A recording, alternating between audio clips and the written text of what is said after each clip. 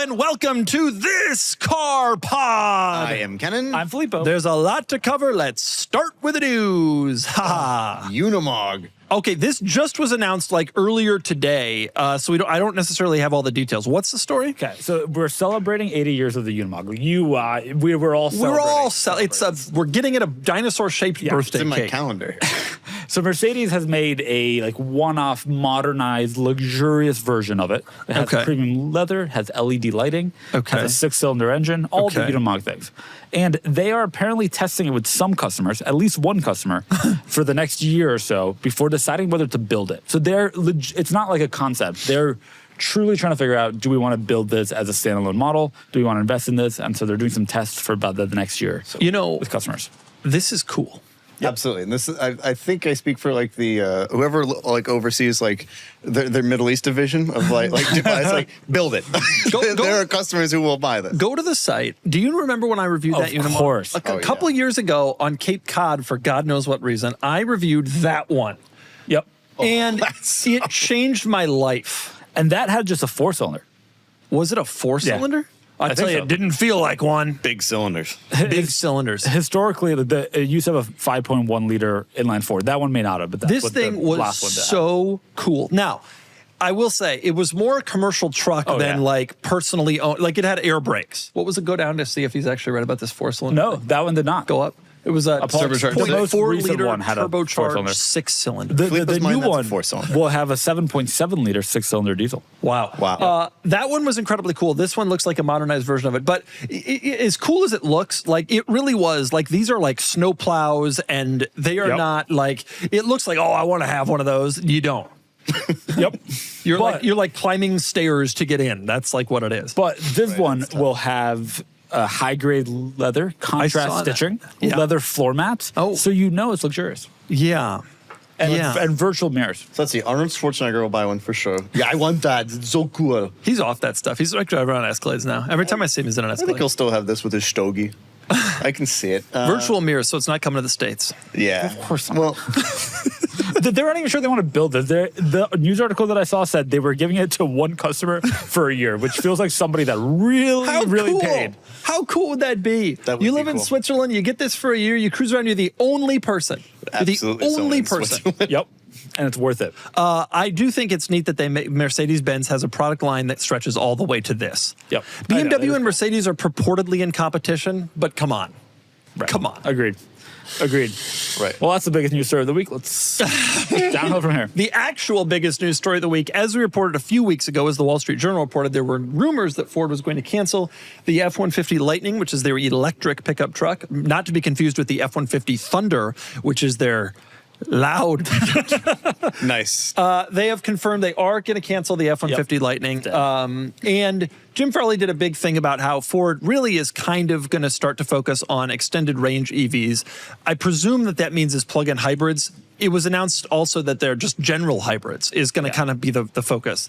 Purportedly, their extended range EV, which there will be an F-150 version of, will be driven by the battery, but with a range-extending engine. You know, I hate to say it. So not like a... I hate to say it, and you hate to say it. But plug-in hybrids always kind of made the most sense. If we're really being honest with ourselves. And the F-150 Power Boost, good truck.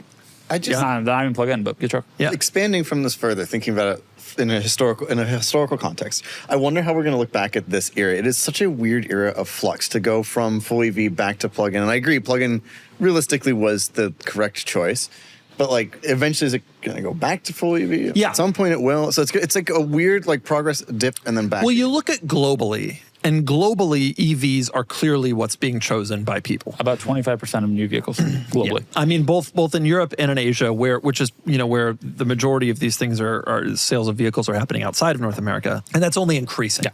And so I'll go back, but yes, it is a weird period where we did a false start on EVs. And now everybody's rolling it back. Retreated a little. From Ford to Porsche, everybody. But we talked to RJ, 3-4 months ago, and he was like, this is short-sighted, and he's got a bias, but he's also probably right. If you look globally, no matter how much you're like, EVs are stupid, V8s forever, you got to see what's coming in the future, and it's pretty clear where it's going to go. And by the way, don't forget that in 2008, Chevrolet came out with a hybrid SUV and a hybrid pickup truck. Yeah. Nobody bought them. Yeah. And there hasn't been a hybrid Tahoe or Silverado since. That's because it was a V8 with a V8 with a 9-volt attached to it. They but still, right? Like there was like a surge of movement towards hybrids. Ford had the Escape hybrid that was incredibly successful, but then the subsequent generation didn't have one. Like there was like a little bit of an ebb and flow. Extended range EV will be cool. There was a middle generation when there wasn't. Which one? The not current generation. Oh, yeah. The one before. The one that came out like 13. Don't doubt my Ford Escape hybrid knowledge. Extended range EV will be cool. It will be, the wheels will be powered by the battery, not by the motor. Yeah. Fine. They had to write off $18 billion. Some insane number. Some insane number. I thought it was 19.5. Crazy. Because they've invested a ton in this, and they're basically saying this isn't going to be successful in the near future. They're probably not wrong. They are also investment in hybrid, as Doug mentioned, also investment in smaller hybrid vehicles, because right now they don't have any small vehicles. You know, it is interesting. Smaller. One thing we're going to look back on this era and think about is how much of the EV demand was generated by incentive. Mm-hmm. And I think Ford is looking at the picture and saying these incentives will not continue. They don't expect it to continue. Yep. You have to imagine a lot of political future predicting going on in Ford boardrooms and in strategy sessions where they're thinking, is there going to be another Republican after Trump? Are these things really going to? And based on their decisions, they're probably thinking these things aren't going to go back. The EV incentives are probably not going to return quickly. Yep. In large numbers. Yep. And I will say Ford's investment, we talked a couple months ago about investment they're making, like a universal platform for cheaper EVs that Ford is going to build a pickup truck on and a bunch of other vehicles. They're calling it their universal EV platform. They're still continuing to invest in that, but what Jim Farley said yesterday announcing this was the $50,000 plus EV market isn't there for them. Mm-hmm. But they think the low price one might still be. Which it is interesting, though. Driven, certainly. There are $50,000 plus EVs that seem to be selling pretty well. You know, not in November, December. Yeah, October. but like aren't Rivians still selling? Aren't EV9s selling? We see those. I see Macan EVs okay. Like I do wonder, not that I think that this is incredibly popular. I think a lot of those vehicles were developed when incentive structures were different than they are now, or are developed primarily for other markets where EVs are more popular. Yeah. But nonetheless, it's an interesting thing to just write this investment down and be like, well, it's over. Ford presumably knows that this is going to be coming at some point, but are they thinking that it's 10 years down the road when technology is going to be so different that everything they've invested already is not worth it? I do think, Jim Farley is one of the more public CEOs, right? He does a ton of interviews, especially in the last couple of months. And he has said very publicly that he thinks a lot of Ford's EV tech is just not competitive. So I also wonder whether there's a little bit of, we're going to give up on this EV vertical and invest in these other things. Well, Xiaomi. Sure. What are you, Marquez Brown? He did a big review of a Xiaomi. I did a review of a Xiaomi. I get a text from a buddy of mine the other day. Hey, when are you reviewing a Xiaomi? I'm like, I sent him my link. I'm like, dude, what am I, Google? I did that. It's good. People watched that. It was teal in color.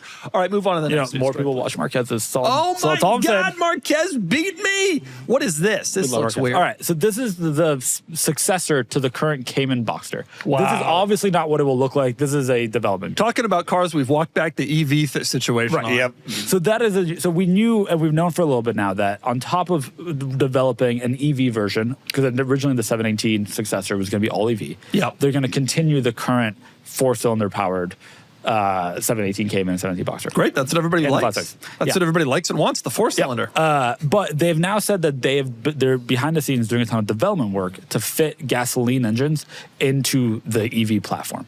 So on top of continuing the current 718, which might be the 982 generation, nobody knows. No, the current one is called the 982. Right. I'm going to tell you a story. The 983 will be both EV and gas, but they're having to do a ton of work because they developed it to have a giant battery for as part of the core structure, and now we'll also have an engine.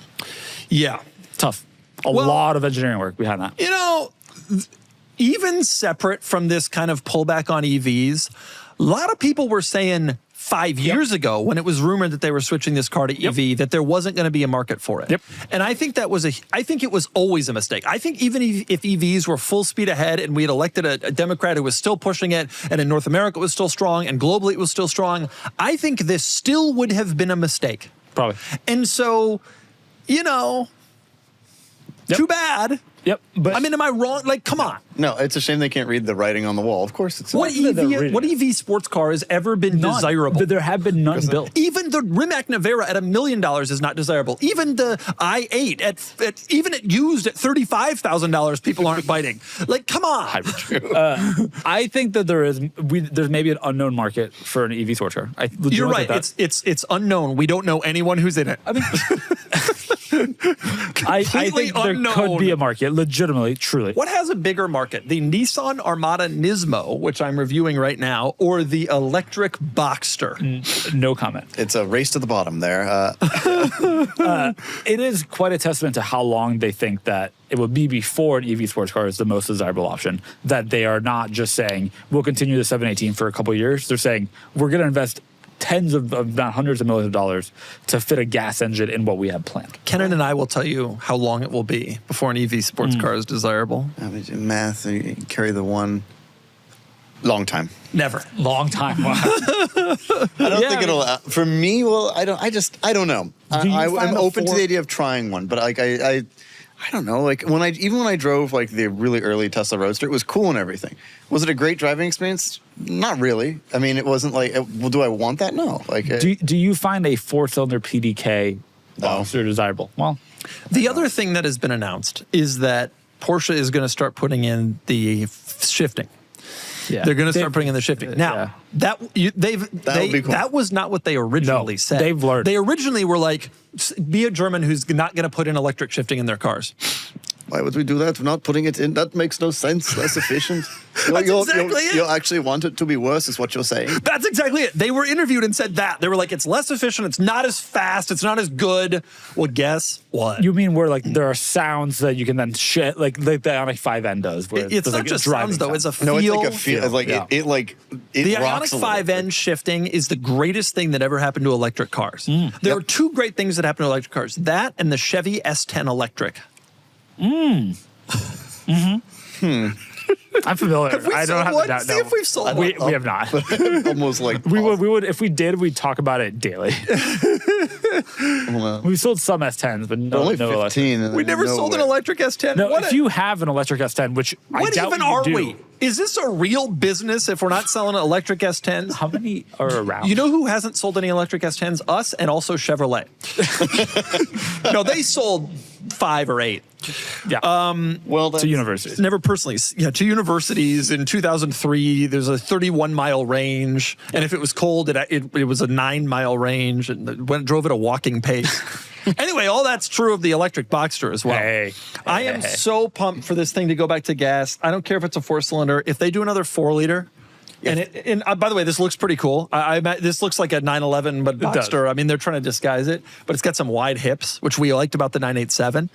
And let's bring it back with a manual. We're doing it. Yep. Gas and manuals, bring them back. Charger's coming back with a V8. This thing's coming back with a manual. Coming back with a V8? You got to assume. No, they don't have a V8. Trump's running the country. We got Republicans infiltrating everything. It's got a Hurricane. A Hurricane, by the way, is a great powertrain. I'm happy with that too. There you go. Have I driven one of those yet? No. You got to get me in one of those. All right. If you are FCA, let's get Doug into one of those. I still think it's called FCA. That's going to be your biggest problem. Stellantis. You're right. Wow. Tough Been moment a decade now. Tough moment These people all work for Stellantis, CDJR. All right, move on to the next one. When we started selling our merch, I had no idea how much there was to figure out. Product photos, inventory, shipping, even designing the store itself. It felt like wearing 100 hats at once, and honestly, it could get overwhelming. That's why we turned to Shopify. It's a tool that helps businesses not just get started, but actually thrive. Shopify is the commerce platform behind millions of businesses around the world, and 10% of all e-commerce in the US, from household names like Mattel and Gymshark to brands just getting started, including our own merch store. With Shopify, you can get started with your own design studio. With hundreds of ready-to-use templates, Shopify helps your online store look and feel exactly like your brand. You can also accelerate your content creation with helpful AI tools that write product descriptions, page headlines, and even enhance your product's photography. And you can get your word out like you have a marketing team behind you, easily creating email and social media campaigns wherever your customers are scrolling or strolling. And best of all, Shopify is your commerce expert behind the scenes with world-class expertise in everything from managing inventory to international shipping, processing returns, and beyond. If you're ready to sell, you're ready for Shopify. Turn your big business ideas into with Shopify on your side. Sign up for your $1 per month trial and start selling today at shopify.com/cars. That's shopify.com/cars. Yeah. You still think it's called Eagle. Oh, God, what is this? All right. The EU has for a long time been saying that by 2030, they basically will, by 2035, they won't have any gas-powered new cars, right? They were requiring 100% reduction in CO2 emissions from 2021 to 2035. They have basically today reversed that planned ban. There's What some a stuff, shock. some like logistical government stuff to still What a happen. surprise. But their new rules is that they need to cut it to 10% of 2021 levels. So they'll still be very reliant on a lot of cars going EV. They'll still be very reliant on plug-in hybrids, but a lot more room for gas. I'm going to give you a little hint. They're going to roll that back, too. Agreed. Agreed. That is the news story. What is China's current percentage of EVs? It's like 50-some%? 53.7%. Even China, which essentially is creating a new economy and new infrastructure and all that, they're only at 53%. Now, they got 10 years. The EU's got 10 years. Yep. Although that clock is a ticking. By the way, they can also offset, based on the new rules, up to 10% through the use of low-carbon steel that's made in the EU, through e-fuels and biofuels. EU, they make steel in the EU? I think they want to. Low-carbon steel, no less. Boy. So in other words, walking back a little bit, still kind of pushing for EVs and low emissions, but writing on the wall. Did they walk back? Did they give a new target date for zero emission? Are they saying 2040? I don't think they have. Incredibly. V8s will still live in Europe. And this graphic is V8s. carbureted. There are V8s for sale. Porsche and Audi have that turbo V8. Mercedes-AMG has that turbo V8. There are Swiss people who still are buying V8s. Yep. Yeah. And Italy has those Ferrari and Lamborghini cars. Oh, Right. That's an interesting Heard point. of those. Yeah. You got to wonder. You remember when they used to heavily neuter the cars for America? Like the 308 would have, like, there'd be an America version because of the cats and all this, and there'd be a Euro version where it just breathed. Yes. You ever wonder if there's going to be like a Temerario, John Temerian, where they do like a 4-cylinder for Europe because that's all Europe seems to have. BMW did with the E30s. In Italy. In Italy and Portugal. Yes. With the S14. You know what I'm saying, though? Like, Yeah. do you wonder if there's a chance that someday they realize, like, there are still market demand for these big old motors, and let's just do them for those countries? And Yes. And the weenie countries who want their pure EV only, they can do that too. So Stellantis tried with the Charger. It's a flipski of the 80s. Well, yes. I mean, but it's not. I mean, this has been going on for a while. Like, America has kind of become the bastion of manual transmissions. Who would have thought that? But the automakers are not giving us different cars. Like, I'm talking John Temerian 4-cylinder in Europe, John Temerian V10. I bet it will happen. It'll probably happen at least a little. Yeah, agreed. I mean, some of it would not make sense to do for the John Temerian because the volume is low, but you got to assume like Mercedes and BMW will eventually be forced to stop selling V8s in Europe, and they can't completely. I mean, it's already true. Like, what are the C-Class trims here? It's a C300, which is a 4-cylinder. Yeah, all those right? are Like, those also exist there, but nobody buys them. Like, but the take rate on them is so low that fundamentally they don't need to exist. Yeah. But Panamera Turbo and stuff, do you think, I guess my question is, one day, will there be a Panamera Turbo that in Europe is a EV or a plug-in hybrid 2-cylinder? I think and so. in the States, they still run with the old motor because they still can. I truly think so, yeah. By the way, we'll finally get the 80s back. Those bad bumpers. It all comes back around again. Yeah. I support those bumpers. By the way, our producer is very proud of this image, so yes, it's a carbureted V10 that appears to be bleeding. Is it a 10? Yeah, 1, 2, 3, 4. Oh, yeah. It's a 10. Yeah, it is. It could be a V9. You don't know. Oh, it does appear to be bleeding. I don't know where we got this picture, but geez. So anyway, every story we ever talk about in news is either some new car that's being revealed and is amazing, or automakers and governments rolling back EV mandates. Go to the next news story. Let's hear about more EV mandates. All right, no, not EV mandates. The opposite-ish. Nissan, company that's doing well, is going to release 10 new Nismo models. Dude, 10. 10. That's I want to say They something. currently have 5. I want to say something for those watching at home. Right now in the office, we have this car. It's sitting right over there. It's the Nismo Armada. Because you know what the SUV needs? Large body on frame. It's crazy. They're doing a high. There's an off-road high-performance version of the Armada already, and that's true of every full-size. The Tahoe Z71 and Criteria Pro and all that. But they're doing a street performance version. The Nismo Armada. Well, we love the GMC Cyclone. That was a tiny little truck, and it doubled the tiny power. little truck.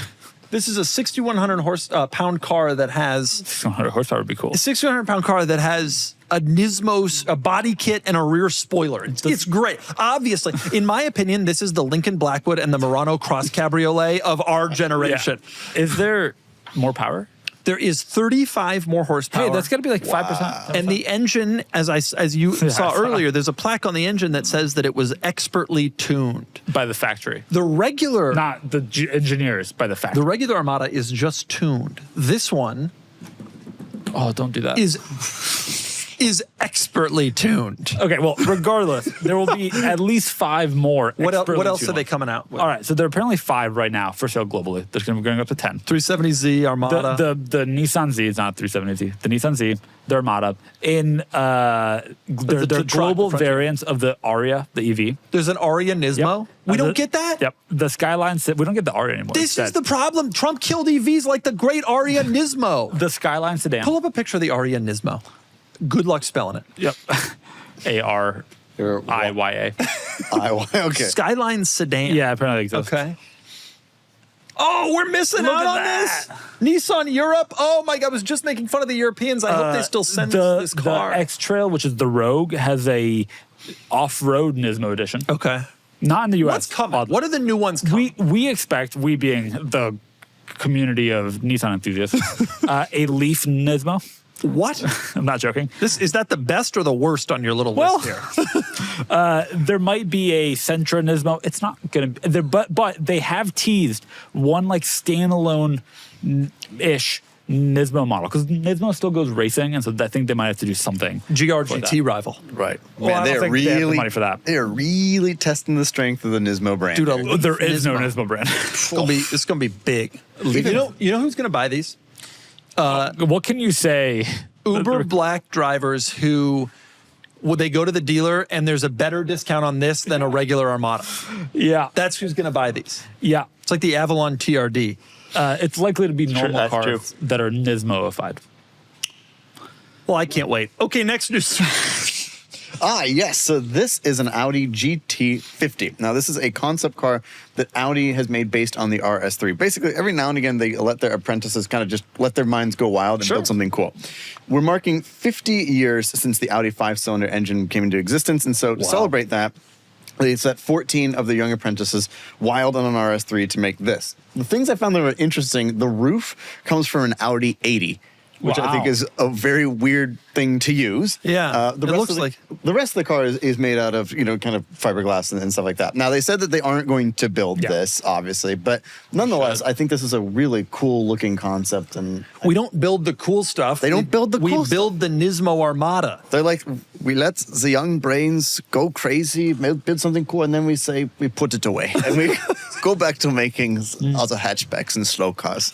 That's the same Q7 in the hottest segment in the world for 9 years. What's the story with that? Can you figure out something about that? Nope.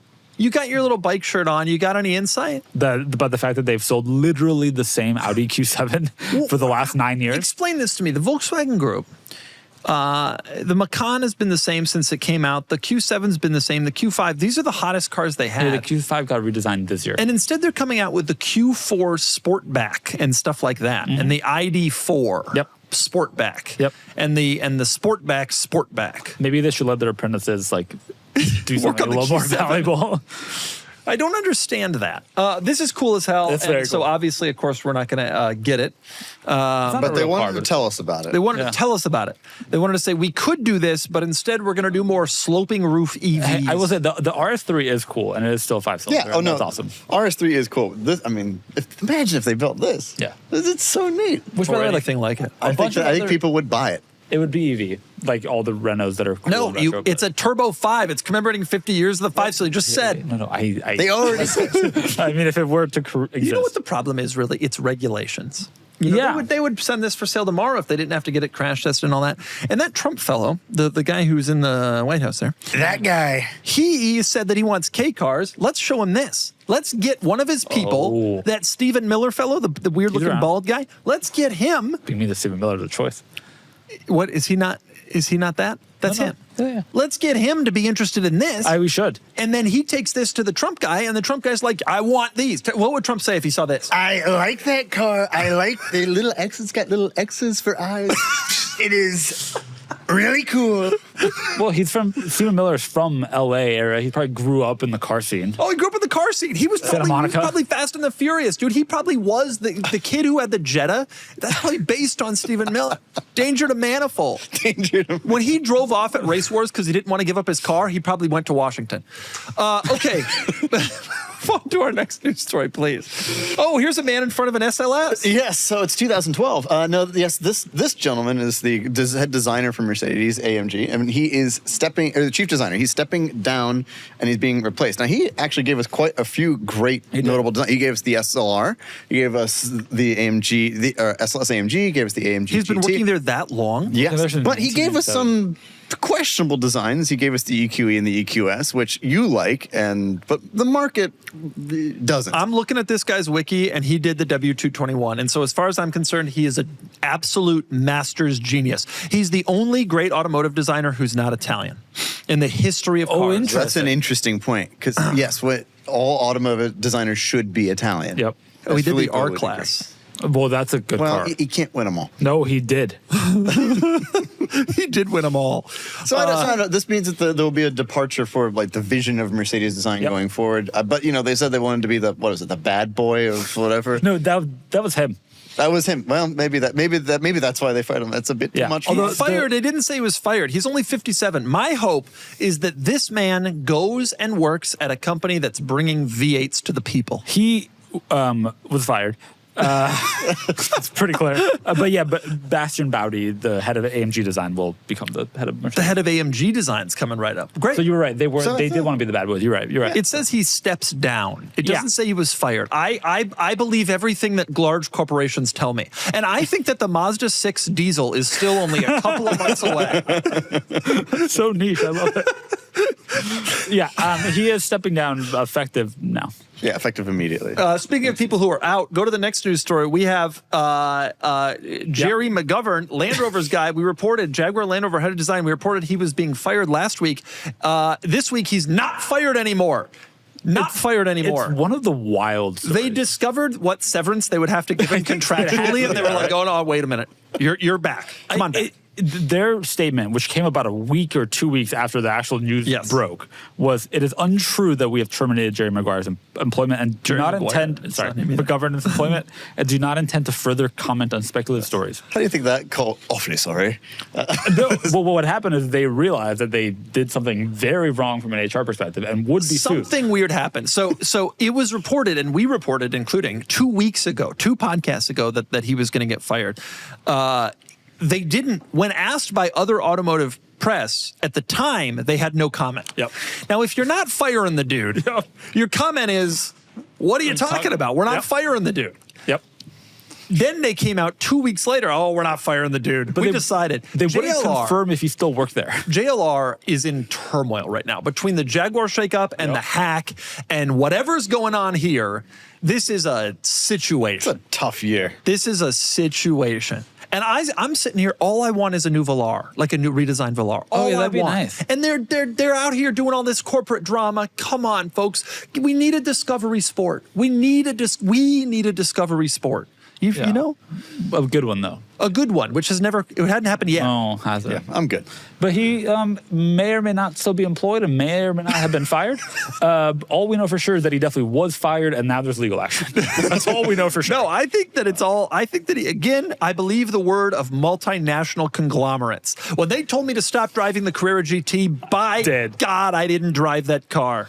I certainly didn't put 4,000 miles on it between when they told me to stop driving it and when they told me I could drive it again. That would be reckless. That would be reckless, for God's sake.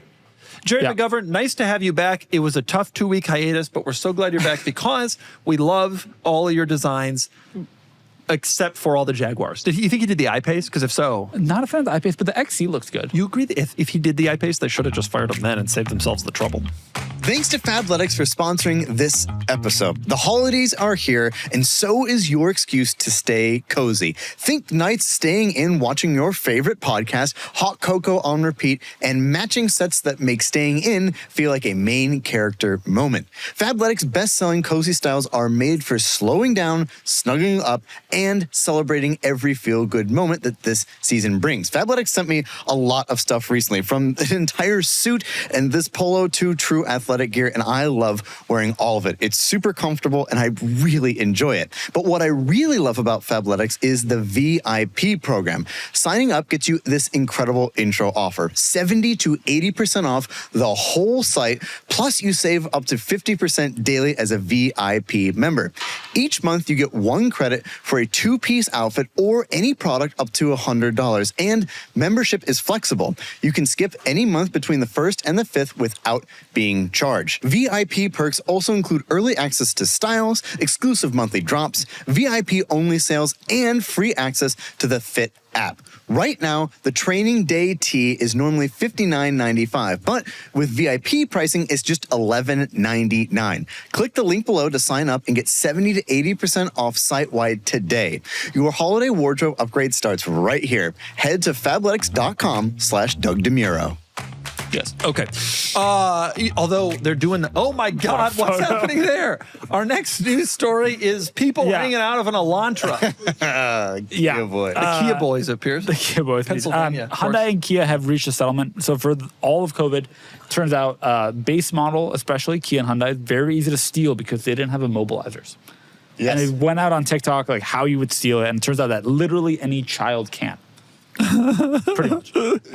They have reached a settlement that will include Hyundai and Kia offering to add an immobilizer and kind of change the ignition system for any model that is impacted. Unfortunately, all of those cars have been stolen 10 to 20 times by now. Yeah, I mean, and they don't exist anymore. The thing about class actions is that, you just get into these situations where the people don't actually get the money that they deserve. Supposedly they're going to fix the cars, whatever, but like this was really improper behavior from a corporation, to be honest. This was clear that it was going on. This is an obvious thing. Immediately it was discovered. The cars started getting stolen. Everybody's Hyundai and Kias got stolen. They couldn't get insurance for them anymore. Hyundai Kia dealers were sketch about, we'll just replace it and fix it. And it fixes, go right back into the world. This turned off a generation of people from buying these cars. An enormous number of people who bought Hyundais and Kias did so because they are easy cars to get to work. And they walk outside and their car's gone because it turns out you can steal it with a spoon like a Honda from 1991. Yep. I will say there's also a USB drive, I think. But you could, whatever. It didn't matter. Yeah. Only for the base models didn't have an immobilizer. Somehow. I will say part of the settlement, all future Hyundai Kias must have an immobilizer, which I thought that was true of all cars pretty much, turns out. And also they might have to pay up to $4.5 million of restitution to people whose cars were sold. $4.5 million is nothing. Nothing. Truly nothing. They said they sold 9 million cars nationwide. Most of those were not in. No, the 9 million cars. eligible vehicles were sold between 2011 and 22. They were still selling these cars going into, come on, this started being reported in 1819. And they still sold for years later after. Yeah, everybody gets nothing, basically. And they pay some fine and whatever. What's going to actually come out of this is, again, a generation of people is going to say, I will never buy another Hyundai and Kia. My sister, who has never owned a Hyundai or Kia, has said that she would now not buy a Hyundai or Kia as a result. Yeah. Like she's not into cars. This is like came out of the blue, which is unusual. I've definitely had people tell me that, and I have definitely recommended these cars to people who then had problems. And have they held you liable? No, but it makes it just reminds you at the end of the day why you recommend Toyotas and Hondas to people.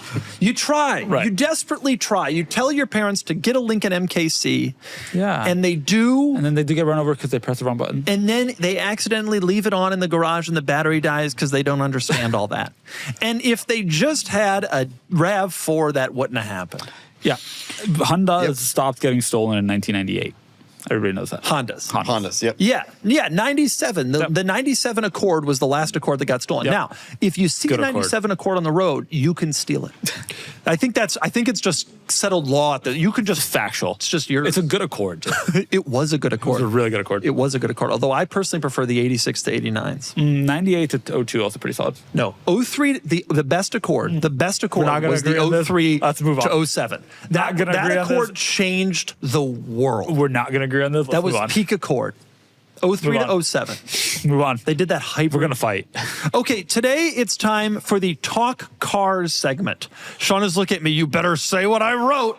The Talk Cars segment is sponsored by the Peterson Museum and specifically the Peterson Auctions. Folks, if you're into cars, the Peterson Museum is auctioning some really cool experiences on cars and bids right now. These will make great Christmas gifts. You can buy them. There are several different cool car experiences that you can bid on and buy from the Peterson Museum. Check it out, carsandbids.com. You could go to they'll be on the main page, but you can also go to the Peterson Museum's username. You'll see them there, experiences.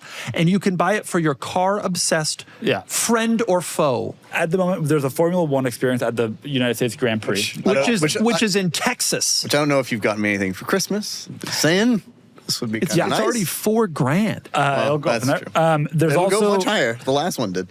There's also a guided tour of Jay Leno and Tim Allen's collections. Okay. And you could also be taken for a ride by Bruce Canepa in a Porsche 935 Laguna Seca. Well, that's legit. 935 is a legit car. Laguna Seca is a legit car. And Bruce Canepa is a legitimate human. So- also the Peterson, great place. If you're in, Peterson's if you're in a LA, great place. go We check love it the out. Peterson. They are sponsoring the Talk Car segment. Not sponsoring the Talk Car segment is Filippo's bicycle shirt. No, it's the Peterson Experiences. The Peterson Experiences. Okay, I have nothing in the Talk Car Whoa. segment today, but you... Yes, I've bought a car. More to come. It's not here yet. I've paid for it. It is on my insurance. Wow. It has yet to, it is getting picked up from the seller in the next, it's a shipper, so who knows, next 2 hours. Or days. Next few hours. Next so few next hours. week. Yeah. After And Christmas. it will be here at some point later. You're not going to say what it No, is? I'm going to keep it a secret. Can we guess? No. Acura Because TLX. You actively know and you actively know, so no. Lincoln LS 3-liter with a manual. I will say, I've not shown Black. either of you any photos of this Mazda vehicle. MX-6 V6. No, because you Mazda couldn't get MX-3 with the pictures. small V6. Oh, I do like that small I have V6. to, well, 2-liter. Filippo. 1.8. Really? Yes. There's a 1.8 as well? There was There a was no 2-liter 2-liter. V6. Yes, there was. Now, to be honest, paid for this car. I paid for this car.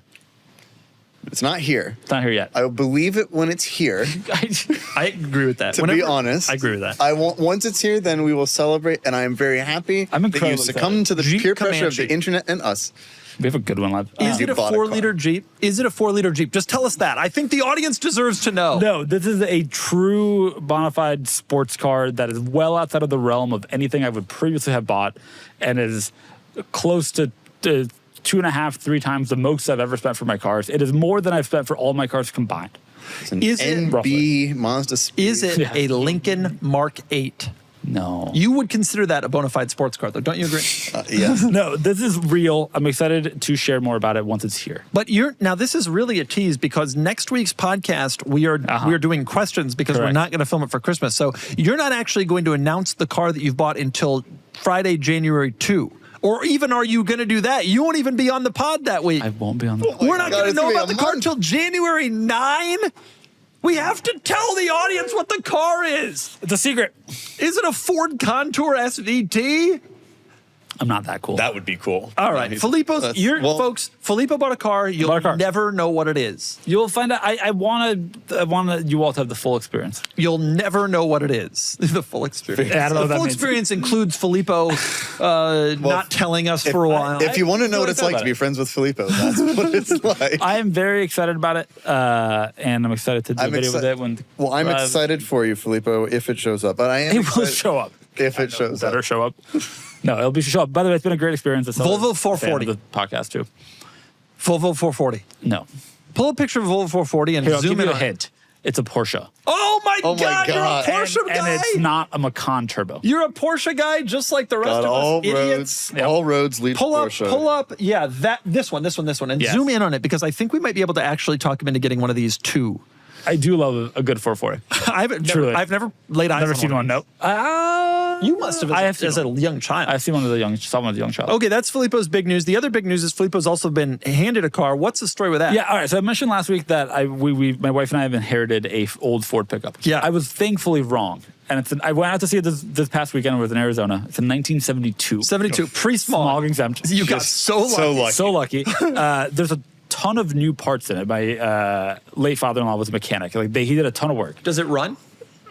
It apparently ran a few months. You were there. I didn't. It wasn't worth to start it? To start it. I don't think it looks...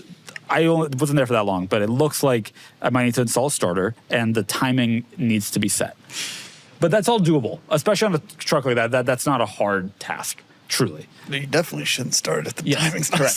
set. Agreed. That's why I chose not to. Why do you think? What about it makes you think the timing is? Well, there's a timing light, which is what you would have used as what mechanics use inside the car. My brother-in-law, who helped my late father-in-law work on it, let me know that they hadn't gotten to that yet. Okay, but it ran. It's not. I think it's not that far off because it ran. You're not setting the timing in at all. No. I will have to get it to San Diego somehow, and then bring it to a shop that knows how to work on old Ford trucks. The upside is that that's not hard. Do you say sport trucks? Ford trucks. Oh, okay. But that's not hard. In a way, yeah. And then we'll drive around town. So you're gonna have a Porsche of some variety, and an old 1972 Ford F-250 You got to Ranger. get blue plates, dude. You have to. Oh, you have to. I don't think I can order those from DMV. We'll figure it out. Well, there's a way. Your other update is about the GTI. I don't think the so in the I'm gonna keep going. Okay. So I bought this car. You bought this secret car, and I have this Ford F-250 now. We're all Porsche people. You got to hold the mantle. No more Porsches. No problem. Agreed. As a group, we can't accept anymore. I'm gonna sell the Fiat. We did a little series, Doug and I did, and Nick, out on a drag strip and around a track that included my Fiat. I'm going to sell it when that video goes out. I'm also going to sell the GTI. Filippo's selling his GTI. It's going to be on Cars and Bids at the end of January. But End it's of January? such a good car. Well, that's the thing about We GTIs. drove it legitimately 1,500 miles in the last 5 days. It's so good. GTIs are good. It's just everybody hated the Mark 8. And they were wrong. I truly think that they were actively wrong. It's an incredibly good daily driver. It's incredibly comfortable for 500 miles at a time. It's fun to drive. It's more powerful than you expect. The interior is comfortable. Are there things that got worse compared to the Mark 7? Sure, the interior is a little bit less nice, but it's such a good car. I want to be clear. It's such a good car. When the GTI hate Mark 8 was going on, was first revealed, if you go back and watch my video, I did not hate it. No, I know. Everyone else was like, this is the worst thing ever. The buttons aren't backlit, so it's an awful car. They were actively wrong. Actively wrong. It was a great car. The tech isn't the best, but it's fine. It's not. It's okay. Also, base trim has a volume knob. Even still. But it is, I don't know why. It is such a good car. Yep. Truly. But that's the thing about GTIs. They're all good all-around cars. That's what they're great at. That's why it's kind of hard to get away from those in Golf Rs. If it were my most valuable car till the Porsche, I would keep it maybe. I can't believe you bought a Porsche. The audience is going to collectively roll their eyes, and so am I. By the way, bought it January 13, 2025. It's when the auction ended. How many Selling miles did it it have? January 13 and 26. How many miles? 12,009. All right, I am currently at 32,700. Wow, 20,000 miles on this car in a year. Yeah, it's a good car. Well, I'm glad you liked it. I also like it. I think it's great. You're gonna end up absolutely under no circumstances do I want it. So good. You're gonna end up replacing your station wagon too. Station wagon's gonna stick around for a bit. We can't change every single car. My personal belief though is you're Love gonna the station decide wagon. the station wagon isn't as. Why don't you sell the station wagon and keep the GTI and this Porsche? Well, okay, I think about this a lot. Yeah. This station wagon, which now has 121,000 miles, Yeah. 60,000-ish, 55,000 since we bought it, has also been in 2 minor accidents. Yeah. Has some additional issues that are not like problematic, but it's a 11-year-old car with 120,000 miles. Yeah. The market doesn't think it's worth that much. It the isn't. GTI still has value, and also the GTI is not quite big enough for our life. Okay. So the wagon sticks for now. I think you should get an E400. Type in E400 wagon.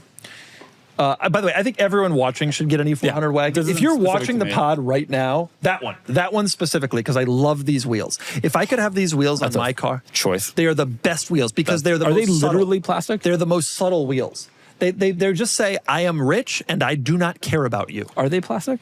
They are the best wheels. Go back to the main page, back to the other one. You would go over these wheels and be like, look at my sport wheels. No, you're missing the point of the car. I think there is a chance the wagon leaves in the next year. And for one of these? No. Filippo, how would you not get one of these? This is honestly the greatest Mercedes-Benz ever manufactured. My wife loves the GTI. Yeah. She feels ambivalent about the wagon. But the wagon, we agree, makes the most sense for her life. If she had this car, she would not feel She would feel ambivalent. even more ambivalent. No one is ambivalent about this car. No one. Yeah. Everyone who has one of these is obsessed with it. You know what I think she would like? A Range Rover diesel. L4 or 5. Oh, Something Oh to my consider. God. Hey. No. After a long day at work or a tough gym session, the last thing I want to do is stress over dinner. That's why I rely on EveryPlate. It's the affordable, low-stress way to cook great meals while balancing work, workouts, working on your car, and everything in your schedule. EveryPlate delivers pre-portioned ingredients straight to your door, so there's no wasted time measuring, prepping, or cleaning.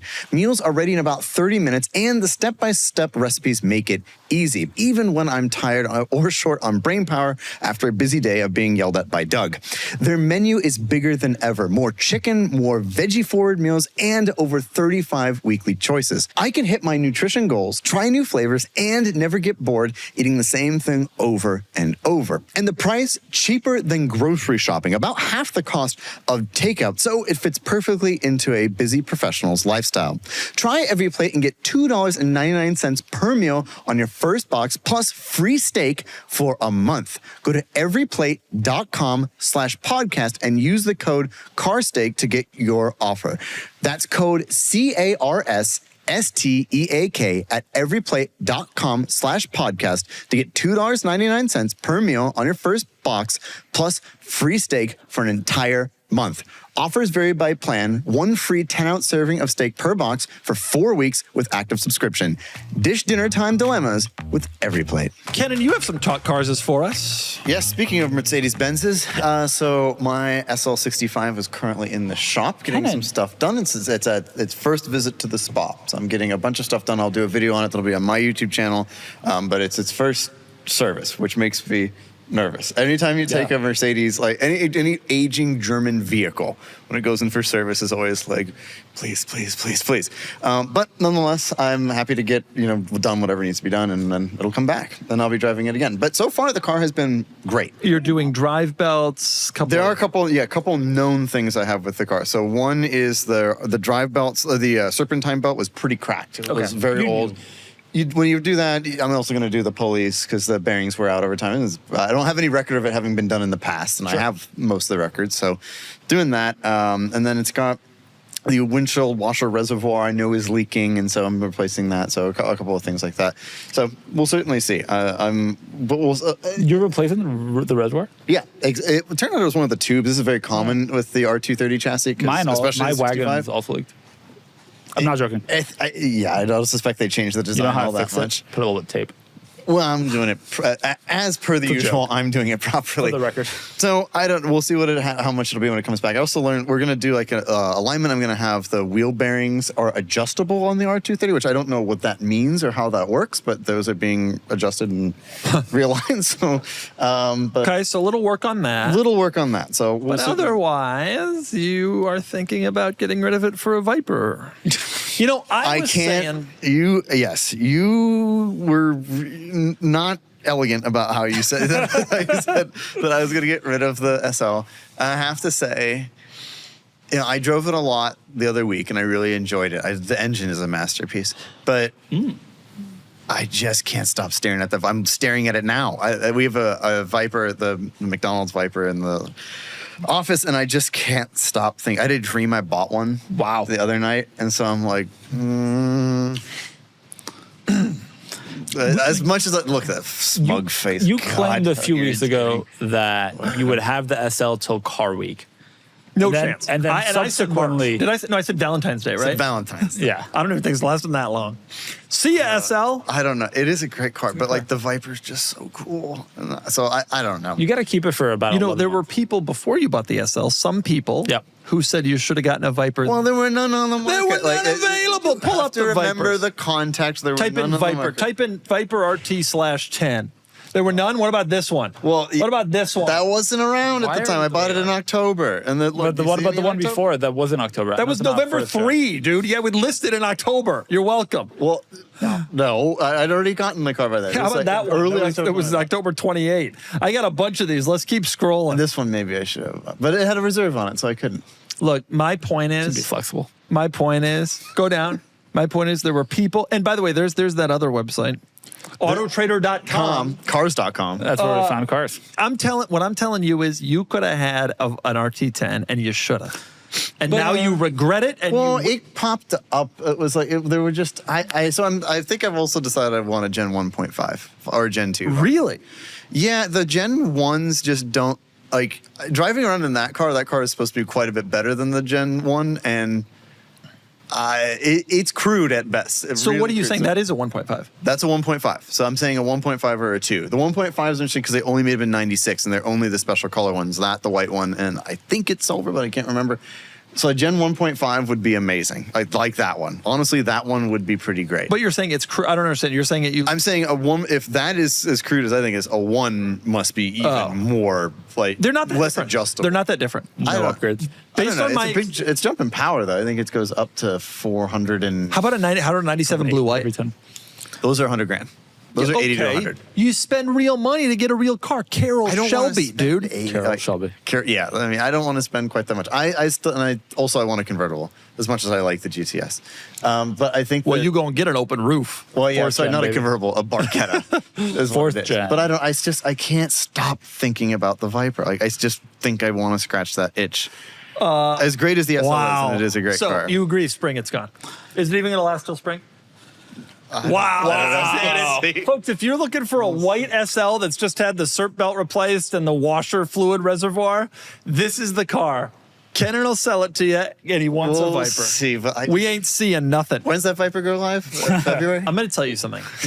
In the future, can you guys just listen to I wanted one. There wasn't one around, and Nick brought it to me, and it was the right car. It was cool, and I really wanted it. You've bought a car. You've bought a car that you should have bought 2 years ago. That I told you should have bought 2 years ago, and you're now salivating at the idea of a car that you should have bought a year ago. That I told you should have bought a year ago, and I didn't say either of you should buy a GTI or an SL60. Actually, we all were at one breakfast when he brought it up. That street was raining. You remember? No. Yeah, I do remember. By the way, even if I had looked 2 years ago, I don't think I could have found the car similar to the one interesting, I bought. both of you. Oh, they didn't exist. But also, back I then. only buy what's around at the time. They weren't there. Oh, are you saying your car's only a year old? Your Porsche that you bought, is that what you're saying? It didn't exist? I'm saying that there are none for sale at any given moment, and it took the current owner a year to find it. There's none for sale, and it took the current owner a year to find it. It's a Carrera GT. He bought. There actually, I think, are more Carrera GTs for sale right now. 959. Yes. No, I think about a sand yellow kind turbo. You bought a Puffy. That was one you got to wait for. So you're buying a Viper, you're selling your SL. I'm not selling it. Can I just suggest something? And I'm dead serious about this. Next time you're thinking about a car, just come to me and ask what you should get, and I'll tell you, and then you can save all the trouble. Last time I didn't ask anybody, including my wife, and we've all loved it. So I'm gonna just keep going with that strategy. That's fair. Okay, we got to move on to the market report, which is an interesting place to move. Look at him. He's looking at Vipers while we're moving on to the market report. The market report this week actually has a sponsor. It's brought to you by Kennan's Regret. It runs deep. Kennan's Regret. When you buy something but should have bought what Doug said. Did you not buy what I said just because you didn't want to give into that? No, it's because it was around. It wasn't around. We just pulled up. There were no Vipers around. Not a single Viper was available in the whole of the winter and fall and spring and summer. I was looking for first gens and they weren't popping up. They didn't exist. The Viper, there was a hiatus. What happened was there was a hiatus in Vipers. They took a little break. Nope, the owners went, I know what I have, and they kept them. That's what happened. The market report is brought to you by Kennan's Regret. Speaking of regrets, can we talk about the ID Buzz? We had an ID Buzz on the site the other day. By the way, I love the ID Buzz. I think it's the coolest car on sale. We had a first edition on the site the other day. Scroll down. How many miles were on this vehicle? 1,800. Basically a new car. Where is it? Was that Wisconsin? Indiana. It was bid to and did not sell for $42,000 United States dollars. The sticker on this was what, 80? 65. 65 for a first edition? 67, including destination, yeah. Yikes. Now, normally I'd look at this and say, Cars and Bids, what a horrible company. They can't even get anywhere near a sticker. I would say that. but I've been on Auto Trader. Yeah. You've seen And what sticker is. Let me tell you something. There are dealers with brand new ones that have never been sold to anybody that are asking not much more than this. Nope. Needless to say, the ID Buzz hasn't really been the rip-roaring success we were all hoping for. Maybe because the bid-to price is where the sticker price should have been. And also, they should have had the short version. And maybe they should have had more than the 200 miles of range it has. At this point, is it just pride that they're not bringing the short version? The short version is obviously what would cure the ails of this car. But they made a product planning decision, and Volkswagen over my lifetime has made the worst product planning decisions of any car company. And so you have, in some. Yep. And so here's another bad one. But yeah. No, Volkswagen, I mean, dude, going B5 on the Passat, making it a luxury car instead of a Camry competitor. The Touareg, taking the Touareg, and instead of going after the Highlander, trying to compete with the M-Class. The B5 Passat was exceptional. It was, but it made no sense. Volkswagen wanted volume at the time in the U.S., and they couldn't understand why Americans weren't buying a car, a turbocharged Passat that was $8,000 more than a Camry. But then they did it with NMS and failed. Eventually, they were forced to they were do 10 it. years, and they were 15 years too and late. they came out with the Atlas. Yeah, 20 years after they actually should have. They should have called me up back then, much like Kennan should have 6 months ago. Atlas, still in its first generation. Still staring at that Viper. Didn't hear a word you said. To be fair, we're talking about Passats. No, I mean, what's it gonna do? This makes me sad though, because I wanted this to be a success. I think it's so cool, and when I do see them around San Diego, which admittedly is not common, and this is the market for them.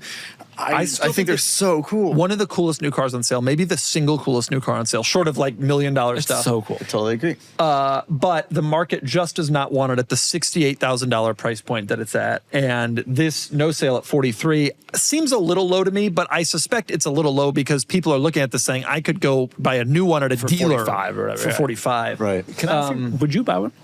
You have a couple kids. I would. I even asked my wife the other day, would you be interested in one? Yeah. And she was like, I would drive it. You know who should get it? It's Nick. Crazy Nick should get one. You should get one. I would seriously consider it. I think they're cool. Let's go together. We'll go to the Volkswagen dealership. I'm not interested in a new one. I think if I were to do it, let me tell you, it doesn't matter.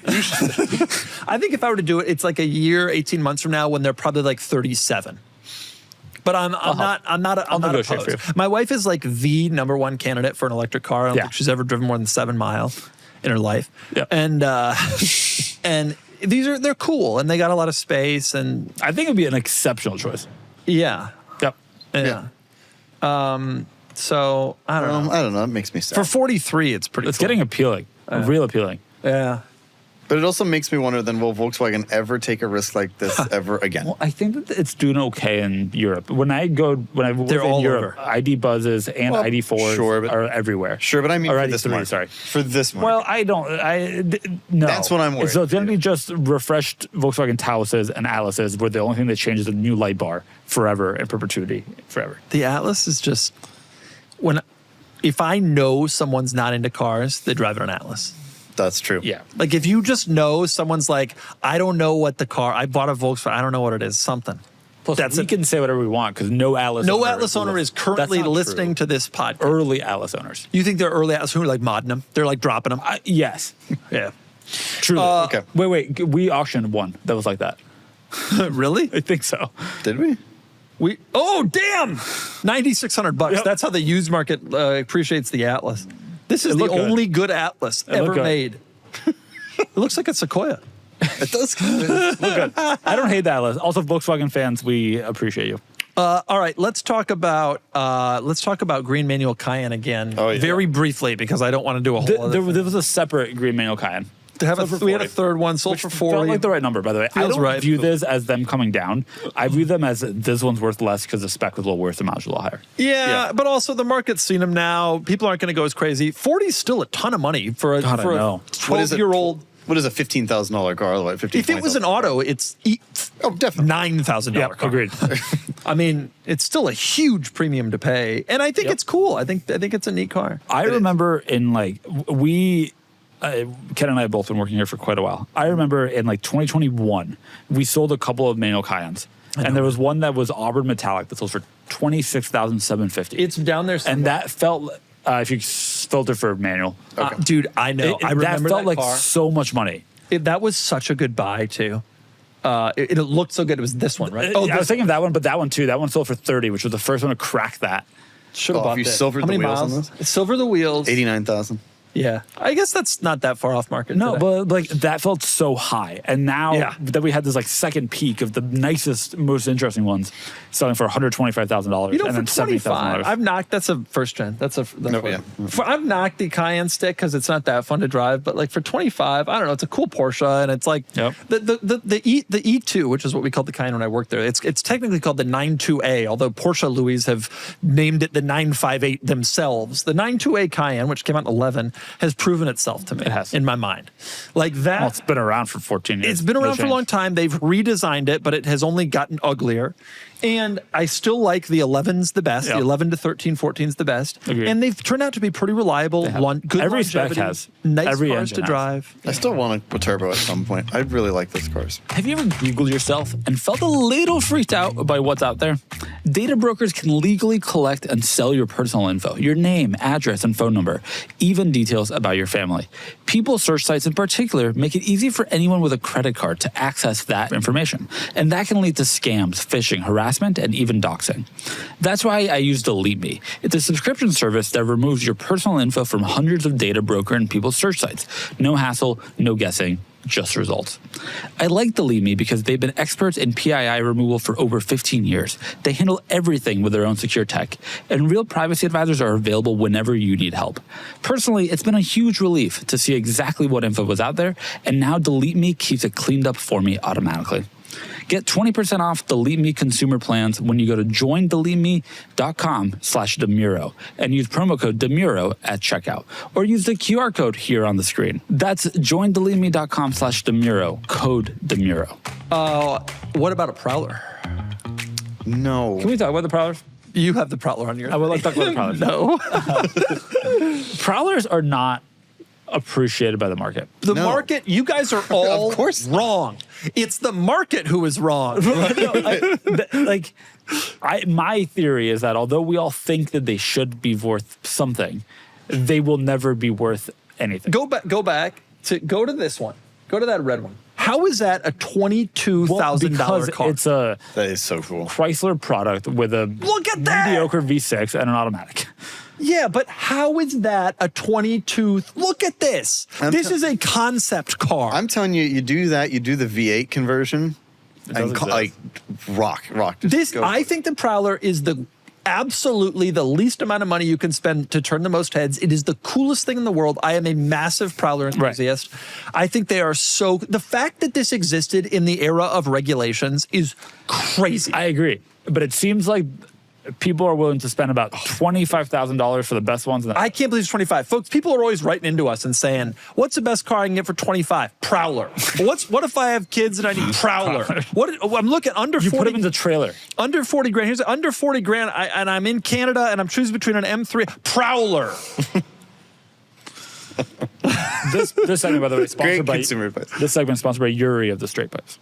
He's got still his. I think he may have sold it. We like you. I just think it is the coolest damn car for this money. It is so, and don't take off the bumpers, because part of what makes this car cool is the fact that somehow from a regulatory perspective, they got the government to agree that these bumpers were an acceptable alternative to actual technology. With no bumpers also looks insane. This car is so cool for $22,000. How is this a 22 car? I remember when Yuri was selling his, and maybe he has sold it, maybe he hasn't. He was like, I can't put it on an auction site because the market doesn't really support the value that I think it's worth. And he was right. Wow. Look at those seats. Go to the seats. Go to the interior. Look at these seats. You could be sitting in these comfortable thrones. Where the headrest is also the roll bar. Ignore auto stick. Ignore the fact that it's got auto stick, the world's worst transmission. This is a cool car. Filippo, why don't you get one of these instead of whatever Porsche you got? Filippo, Prowler. I don't buy automatic cars, but yeah. Dude, let's do a stick swap. Me and Kennan will do a stick swap with a couple of cold ones. What would you swap it from? What would I swap it from? There are kits to do this. Hellcat. I'd put the whole Hellcat drivetrain in it. That'd be good. It must exist, right? They got stick Hellcats out there. It would eviscerate that chassis. I mean, it does exist. Yeah, we call it the Heller. If you have a the Prowler. A Heller. Prowlcat. Prowlcat. Sell it here. Dude. Yuri, sell your Folks, Prowler people, none of whom are watching because they're all boomers, right? Prowler people, I love you. I love your cars. I want to come to one of your Prowler rallies. The one they happen in like Tulsa, and they all come with their trailers. And I just want to be part of it. I'm not kidding. I know I'm sounding like an idiot, as I often do, but I love this car for $22,000. Have you reviewed one? A long time ago. I want to review another one. Filippo, find me a Prowler to review. 8 years ago. Find me a new mail truck to review. Oh, I know. And find me a 6-cylinder new Challenger Charger, whatever it's called. By the way, I was corrected. The mail trucks are not built in Wisconsin. Oshkosh. They're built in South Carolina. South Carolina. We discovered that. They're built by non-union labor. For God's sake. Driven by Filippo's not union going to labor. say anything about that. Driven by union labor. God. I can't believe this car exists. Nick did some political stuff on the pod. Oh, did he? Yeah. Oh man. The Nick filled in Christmas for me. pod You'll that's hear it coming next up. week. Nick goes in both political directions. It's a seesaw. He starts journey. by saying he wouldn't buy anything from Bezos, and then he eventually goes off the other way. Anyway, Yeah, it's a ride. Enjoy. okay. What? You'll see. I know his life. He it's buys time- things from Jeff Bezos. No, he says he He says doesn't he buy doesn't use anything from Amazon, Amazon. allegedly. But the- I don't Time believe for the questions. The questions are sponsored. The questions are sponsored by Filippo not telling us what car he's getting Thank for you. 3 weeks. We hate it. You hate it. it. Welcome to our lives. The Plymouth I Prowler can't- is the only greatness in our world. I can't tell people what it is until I see it in person. And I haven't seen it in person. You know what? I think that's fair. I actually think that's I fair. mean, I know what car it is. Now, some would obviously, say but that maybe you shouldn't have mentioned I don't know, it's here. But What's the fun in that? I think he wanted people to get off his case. Yeah. This is actually a pretty good limbo period for Filippo. He bought a car, so they're not mad at him anymore, but they're not mad at him about what car he chose. no, It's but the you- perfect I time. also I could have spent the said- money. We're not in limbo. you could have Wrong just said side. nothing instead of like what people were annoyed at was that you would just flip flop back and forth between cars. No, but I think if he had said nothing, it's still Filippo hasn't bought a car. So now we know he's bought a car, so we're happy, and we don't know what it is yet, so we're not yet mad at him. Because inevitably, when people find out what the car is, they're going to be mad at him. Who would be mad at me? He shouldn't have said it was a Porsche, honestly, because people are going to be mad already. We already look like a Porsche podcast because I got 2 of these stupid cars. Well, I look like Jerry Seinfeld. I for gave God's 2 options sake. for the kinds of cars I would consider, and they were both Porsches. I think it was known. By the way, This is one of them. Seinfeld made an unbelievable point on Spike the other day. I love Spike dearly, dear to my heart. I don't really listen to a lot of pods, except for if Whistling had one, I would. I bet his audience isn't really much of a pod audience, though. Anyway, no, they don't listen. They don't read. there's a horrible to say about our beloved Whistling. I'm a member of that audience. I love his stuff. There's a short going around where Seinfeld says the problem with modern car design is that there is not any confidence anymore. And he could specifically called out BMW. Cars from your era, they designed them in this subtle way that just exuded, like we don't have to go and make cars shouty to prove that we're awesome. Because we have confidence. And in today's world, you know, the screens light up in red and blue and the giant wheels and there's an M badge on every corner. There's not confidence. And I've been trying to say stuff like that for so long, and I've said variations of it, but never so succinctly and so correctly. It's a lack of confidence. When you look back at car design that we loved so much, these automakers they felt that they didn't have to shout. And to an extent, there are still some like that. Audi is like that in my mind, kind of still, but BMW has so gone away from that, and that's exactly what it is. It's like they're backed into a corner and shouting about how cool they have to be perceived as. Which is interesting because you would think that the brand equity is so high as it is. Like it's an aspirational brand and has been for a long time. So why do you feel the need to continue to shout about it? If anything, you should be even more subtle than my generation. It is an aspirational brand, and they don't have to be like that, but they are. And in part because they know that's kind of what people want, but like there's an argument for like creating taste. You know what it? Yeah. I thought it was a great point. It is a great point. Things do develop over time and do have to get louder. Like for instance, your tagline, this. You watch that Prowler video back, it sounds like you're depressed. I have no confidence. I'm then- willing to admit that. But BMW, yeah, a global manufacturer.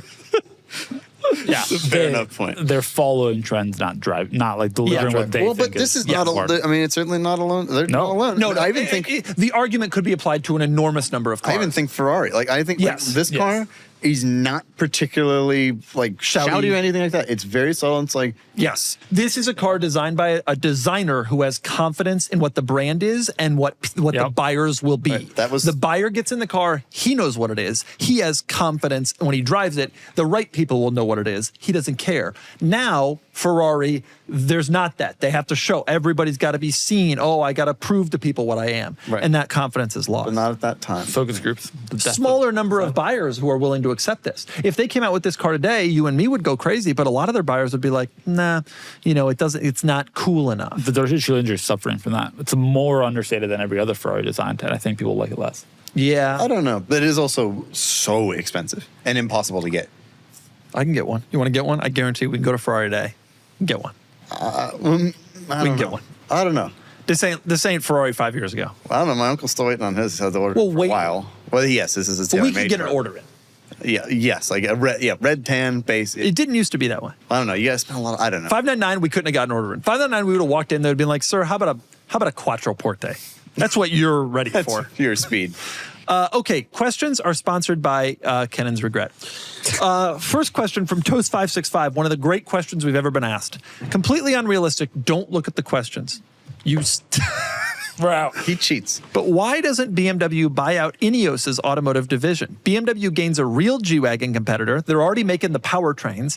Ineos gets to sell the same product, but now has a reputable brand backing it, and they probably get out of the financial situation, which I have a suspicion is not so strong. I have an answer for this. Because Ineos has sold cars to everybody who will buy one. If BMW buys it, they're not going to sell any cars. Yeah, but I bet you that BMW took the Grenadier. BMW could spend real money and develop a baby Grenadier, a three-row Grenadier, et cetera, and probably make it a little bit more tolerable for a larger audience. Do like an Evoque Grenadier that's like also capable but a little more beautiful, and suddenly have a credible off-roader today as opposed to... To be clear, I don't think it's a bad idea.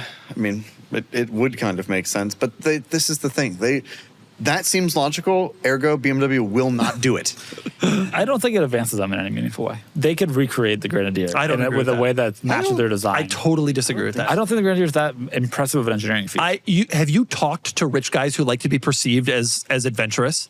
All of them want a Grenadier. No, I agree that it's a great direction. I don't think that BMW couldn't recreate that if they felt like going down that road. Yeah. I don't think it advances it. Ineos in a short time, Ineos has managed to convince all these rich guys that they need a Grenadier. You see them around Southern California. You see them around, and every rich guy that I know on Instagram, I got a Grenadier. I'm like, all right, well, cool. They like the pub. They like the B58. The point is, and that's the thing. BMW's already doing the powertrain. The car is built in France. They'd have to do some work there. Right. God knows. Yeah, Germans It's don't a like lot that. of BMW parts. A lot of switchgear, right? Is BMW. A ton of BMW stuff in that car. The infotainment is all BMW. And I think the Grenadier brand is already more strong than I disagree. I think that BMW coming out with a XX or whatever they would call a G-Wagon competitor would take some time to build credibility that the Grenadier already has. Was it a bespoke chassis? The Grenadier, Yeah. presumably. One of the undiscussed thing here is that Ineos is a massive corporation themselves, and may not appreciate this. They may be like, "Nah, we're good." Especially because they was founded from a couple of guys who run the Ineos Corporation that decided they wanted a very specific thing. They wanted the Defender to have continued in the way it was, and maybe they're not interested in selling and then just losing that market again. Maybe. You do wonder though. BMW wants this. They're already providing the motors. They're already there. They're probably in trouble financially. Do they want it? I don't know. Selling a lot of cars. Why doesn't BMW come in, integrate some platforms? We got a situation. They got a real Land Rover competitor tomorrow. Why didn't they build it years ago? They don't seem to care about the market. Distracted by the XM.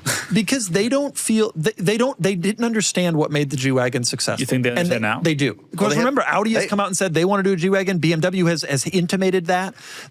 They all realize what made it successful was the box seats. It wasn't a market position. It was a capability and a design. But if they cared enough, they would have built it. Well, hey, you would start seeing renderings. You would start seeing it trickle out, and it hasn't. They've got a new chairman now, so maybe he will think differently. Maybe this will happen. I wouldn't be shocked if BMW is definitely going to go after G-Wagon.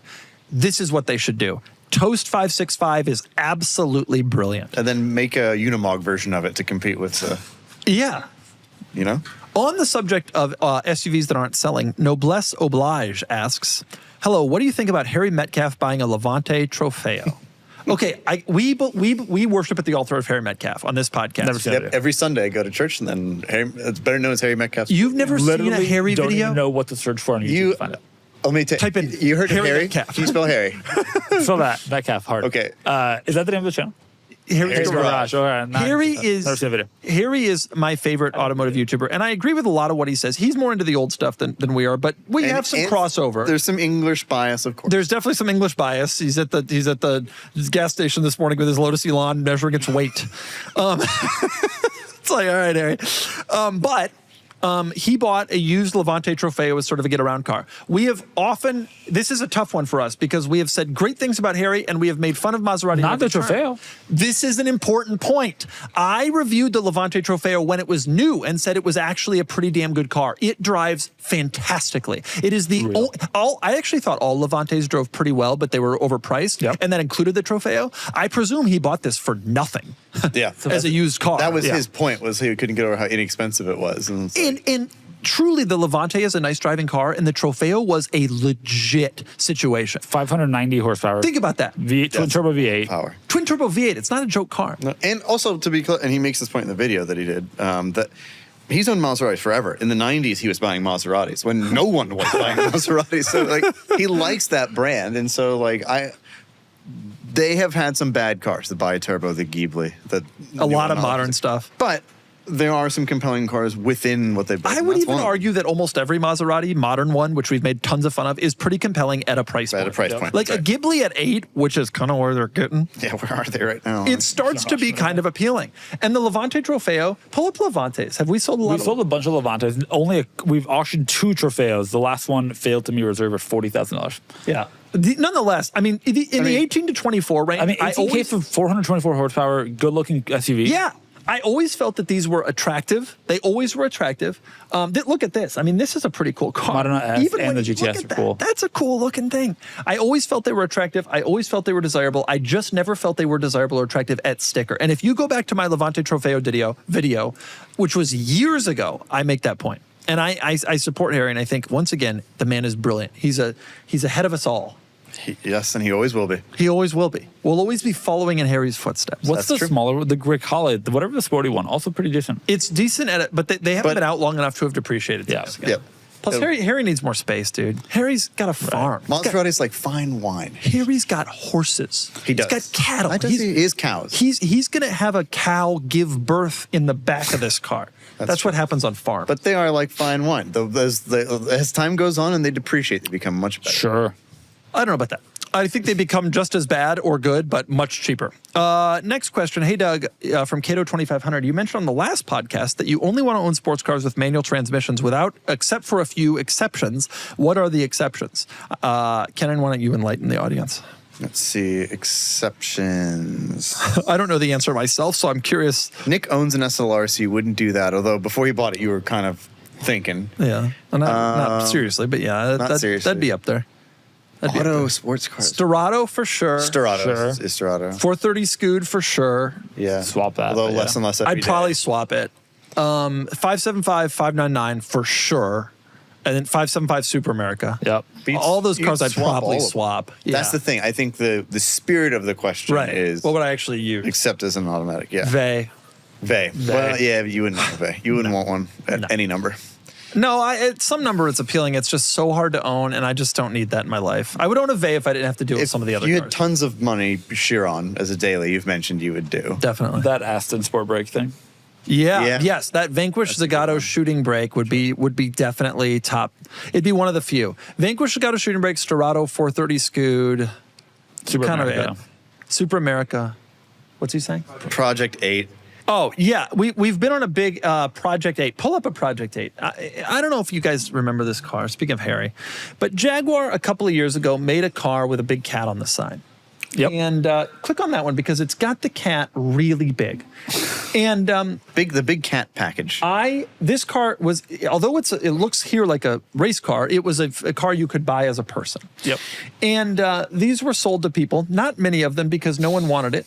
But it was a Jaguar XE, which is their BMW 3 Series competitor. Good looking car. And it had 590 horsepower, I think. Yeah, 592 horsepower. To this day, it's still almost 100 horsepower above the current M3 a decade later. Like, this was the stupidest thing that ever existed. And I've definitely talked about and legitimately would consider buying one of these. They only made 300 of them for the world.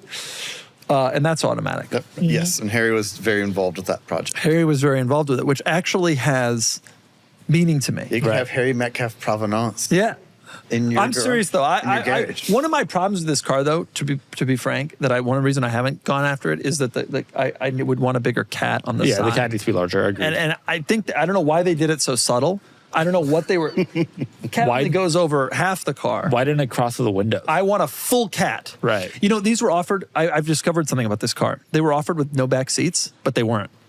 I challenge you, internet, to find me one. Well, this one has a cage in it, so I'm guessing this one. There were a couple press cars, clearly, that were made without back seats, and there are press photos. But when they come up for sale, they got back seats. It's like how the Demon, you could get no passenger seat and it'd have a bucket there instead. They all have. Yeah. They all have a passenger seat. Nobody actually wants the car with no AC. Yeah. That is cool. Heinous car, ridiculous, and I want one so badly as a result of that. That's a good list. Thank you. You got any autos you want? No, not one. Not really. You wouldn't get a Project 8? No. Are you kidding? No. You wouldn't drive around in different. You wouldn't drive around in a cat car? It's not about the cat. I've never had a Jaguar I was interested in. But it's got 592 horsepower. People talk about the Blackwing. This is something I understand. People are, the Blackwing. You know what's got more power than the Blackwing? The cat car. No, it doesn't. What does the Blackwing have? 660 horsepower, 658. Damn, the Blackwing is insane. We should get a Blackwing and put a cat on the side of it. I mean, yeah. I will point out though, that the Blackwing is the next size class up. That's one of the reasons. The CT4V Blackwing also exists, but it's less power. I still want one of these cars. That's the thing. The CT4V Blackwing does exist, but it's still 120 horsepower less than the cat car. Yep. The cat car is stupid powerful. Yep. And more powerful than a Levante Trofeo. I don't want that one. It's more powerful than anything, dude. It's more powerful than anything. Yep. It's Jaguar's Hellcat. Okay, next question. We have a couple moments for a couple more questions. Here's a good one. It's about you guys. From Schmierda. Doug, when you were starting the podcast, did you ever have other co-hosts in mind, or did you always know it would be the current team? In your eyes, what do Kennan and Filippo bring to the table, or what did they bring to the table? Oh, damn. Well, it's ended. Folks, agreed. I mean, fundamentally agreed. You need to understand something with this podcast, okay? We are the #1 automotive podcast. Yep. By God. But we only started doing this because someone had an idea and Filippo was in the office that day. Sure was. Sort of worked out. We didn't intend for this to happen. Would I replace these two if I could? Of course I would. Instead of Filippo, I would have the cat on the side of the Project 8. Could you have just an entire Project 8? He would just sit. No, I wouldn't do that. Okay. That's ridiculous. Don't be stupid. Crazy. It's crazy. Just the cat. And instead of Kennan, I would have Harry Metcalfe fly in every week. Worth it. That would be amazing. I'd listen to that. The cat would be a little much, but Harry would be great. Harry and I'd be talking, the cat would go, yes. Anyway. How do you think Harry would do the intro? Kennan and Filippo, the reason this podcast is so successful, which no one talks about because no one knows, is that Kennan and Filippo were my personal friends long before we had a podcast. Yes. To be clear, this is what it's like having conversations with us. We just don't have a screen and talk about the news generally. Often I wish the pod was being filmed an hour before we filmed the pod. You'd hear some stuff. Just as good, and sometimes way less appropriate. We can't cut everything Nick says in a normal conversation.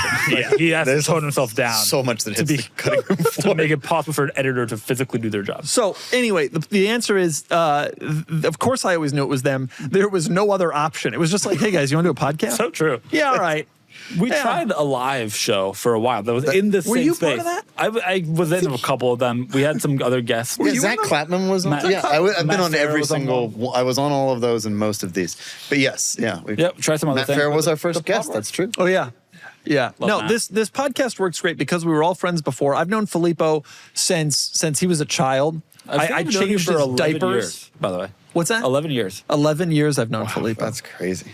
But I've known Kennan for 5 now. Yeah, and I've known you for 6. 6 or 7, yeah. So crazy. That's why the pod works. When you watch it, and I always see the comments, people are like, these guys get on so well. Well, the reason is because we are. Yeah, that's not made same up. with Nick. I also want to make it really clear. We also all hate each other, but that's unrelated. Thanks, Filippo. Well, now I know where you stand. Same with Nick. Nick is also our friend. Whoever else we bring on, it's only my friends. When the company when private equity showed up, they were like, you need more people. It can't all be Doug.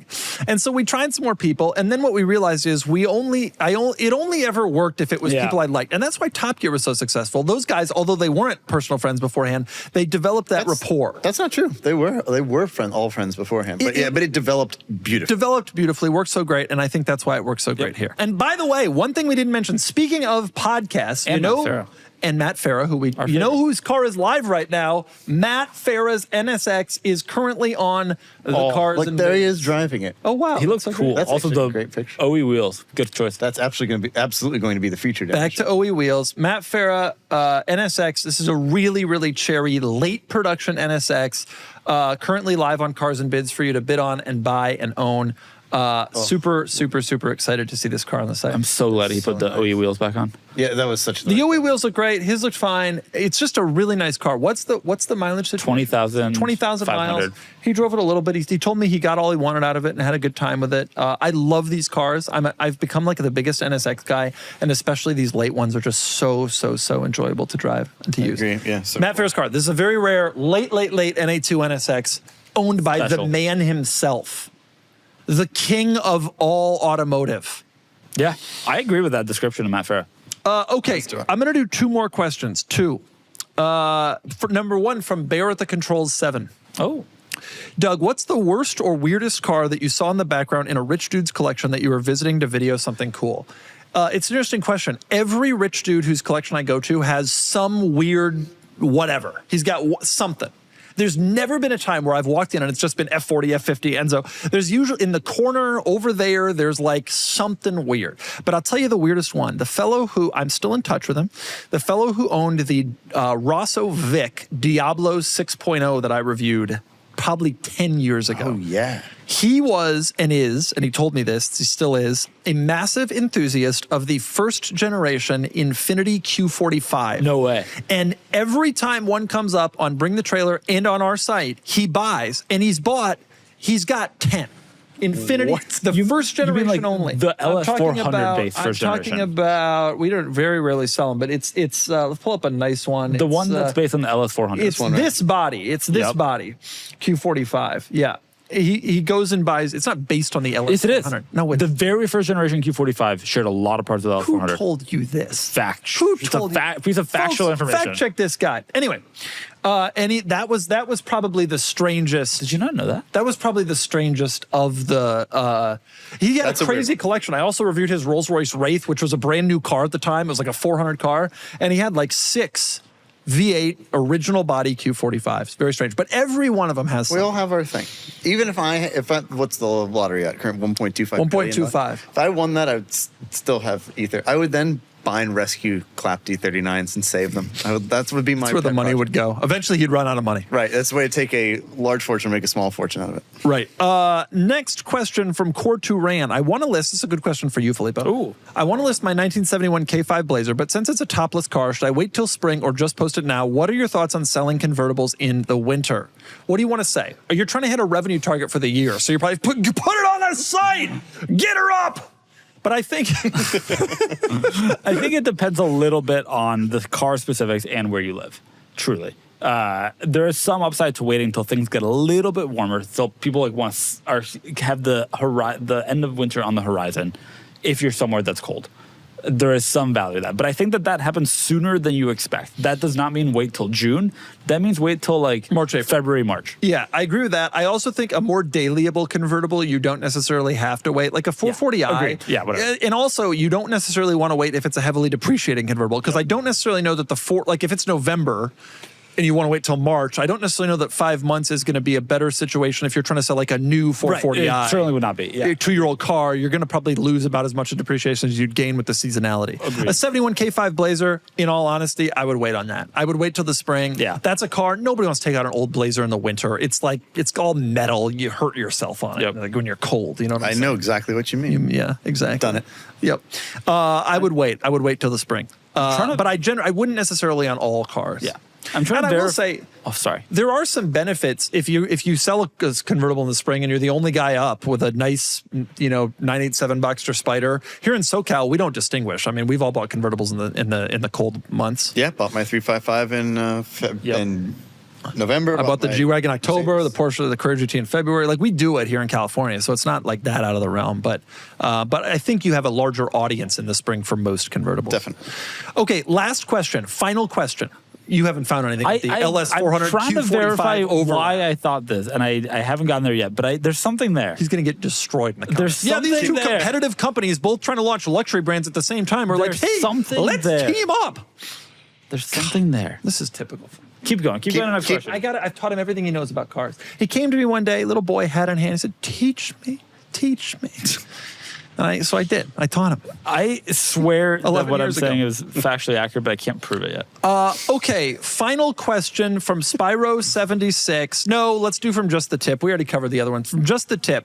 We've heard that Doug is not a Porsche guy, not a Nissan guy, not a G-Wagon convertible guy. Boy, that's true. Not a collector, not a classic car guy, not a truck guy. What kind of guy is Doug? A Sequoia guy? What else is left? He's the type of guy. I don't distinguish. The thing that I think makes people don't quite understand about me is that I love all cars. Like, I was thinking about this earlier today. I cannot think of a single brand whose car I have not either owned or spent like 3 nights until 3 a.m. on Auto Trader searching for perfect examples of. There's not I've owned, if you look at my car history, which now has 38 cars, it goes like this: Volvo, Audi, Volkswagen, Toyota, Ford, BMW, Lotus, Cadillac, Mercedes, Porsche, Land Rover, Nissan. I just love all, and I think a lot of people are uncomfortable about that and try to put someone into a box because they themselves are typically, I only like BMWs, I only like trucks, I prefer Audis, whatever. And they're like shocked that I'm like this with airlines too. I'm like, Filippo will only fly his one airline. I will fly whichever airline is cheapest to get me to the destination I want to go to. Period. I do not care. I don't discriminate. I don't have a type. I don't have a thing. I have off-road trucks and convertible trucks and crazy sports cars, and I'll do it all. And it just so happens that the last car I bought happened to be a Porsche that I wanted, but my list still has other cars that aren't Porsches, and I promise I will eventually sell that Porsche, probably for a Supra, and then I go into the Japanese realm. He's still over here trying to freak out, trying to find it. I hate getting wrong information. He was looking for it on the site. Now he wasn't Googling it anywhere else. Now he's finally realized that Google is out there. No, I swear. Anyway, that's the answer. Filippo, do you agree? Yeah. He hasn't been paying attention this entire time. He has no idea what's going on. I decided to go with You've that. been around when I bought a lot of cars. Yeah, you are one of the. If I had to pick someone who I'd say is agnostic to brand, who's just an enthusiast of things with 4 wheels, that's you. Yeah. And it just so happens that you've settled on you have gotten to a point where you're in your life where you can buy the dream stuff, and so you have. But you've owned 37 cars before that, and they are so diverse, and there's just a smattering of interesting. I had stuff. an 01 Prius. Yeah, briefly. I had a CTS V-Wagon, an 01 Prius, a 360 Modena, and a Hummer all in together. Yep. The only person in history. I just don't. I like everything. I like everything. And I had a Kia, and there's nothing that I sit there and be like, I wouldn't buy that because of that brand. There are certain cars I wouldn't buy because of some of the connotations that the particular car provides, including our friend behind me. But that's certainly not true about brand. I really just am not. I'm into everything: trucks, cars, sports cars, wagons, SUVs, all of it. Very admirable. I wish I could be that way. Filippo, that's our podcast for this week. And for the year. We have another podcast coming up next week, but we're not recording it live. It's just going to be questions from last week's because we're not filming on Christmas. Filippo, do you have any holiday thoughts for our audience? When you go home to your family, which hopefully some of you are doing, go judge your siblings, your parents, their neighbors' cars. Oh, that's so true. That's all you got. That's all to do on Christmas. Be judgmental. Yep. Kennan, you got any holiday thoughts for our viewers? I hope all your automotive dreams come true. Wow. And, I hope that you're able to buy cars like Filippo is here. And I just wish everybody very happy holidays. Accomplishment of 2025. Filippo bought a Porsche. Right at the end. Squeaked it In the new year, we'll find out what it is and what trouble it's getting Or into. maybe not. It might not show up. It will. I don't know why you think. Because he doesn't. It's like he doesn't have anything. He doesn't have the title. It's like the guy could disappear tomorrow. Oh, that's a good point. Where's the title? With the guy. Is it in transit? It's getting shipped out today. Right. Okay. Not with the car. Anyway, I trust that number's you, not going to work. Filippo's going to call and it's going to be disconnected. Goodbye, everyone. Good luck, Filippo. Merry holidays. Have a bill of sale. It's okay.